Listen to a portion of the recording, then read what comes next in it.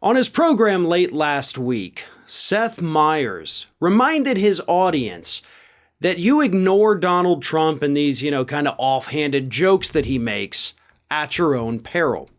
And of course, what sparked this whole conversation from Seth Myers was the fact that last Saturday, Donald Trump allegedly told a group of donors in New Orleans that we should paint United States warplanes to look like they're actually Chinese planes, then go drop a bunch of bombs on Russia and they'll think the Chinese did it, and then they'll start a war and then everything's good and everything's great.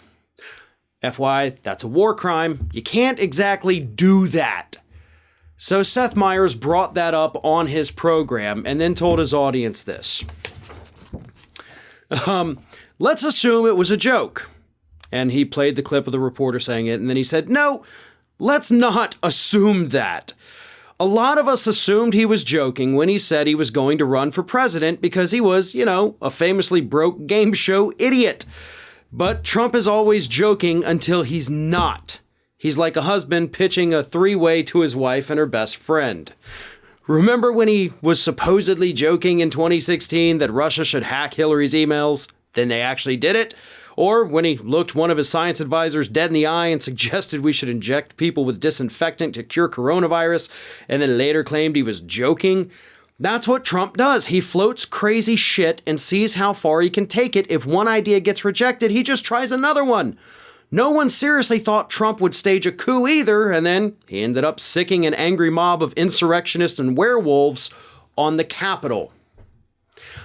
I think those are all very brilliant points. And I gotta say, part of me is a little annoyed that some of the best and most salient political commentary these days is coming from these non-political late night show hosts. Seth Meyers has been wonderful. Jimmy Kimmel, same thing.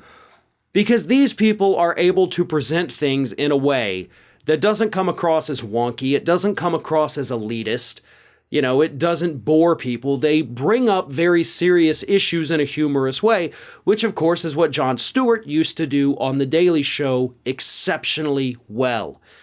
And while these shows may not have the impact, of course, that Jon Stewart did on The Daily Show because they're not fully going the political route, they have made a difference in people's opinions.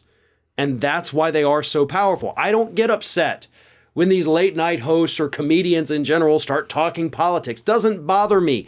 They have to.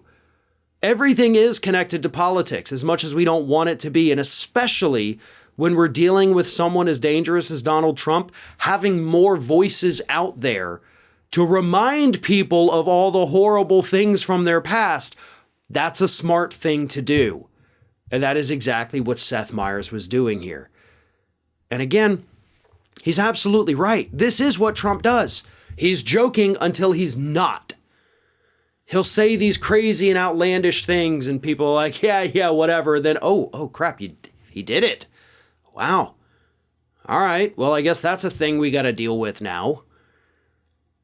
But because there's no pushback, because people think he's joking, it kind of gives him the green light to go ahead with these ideas.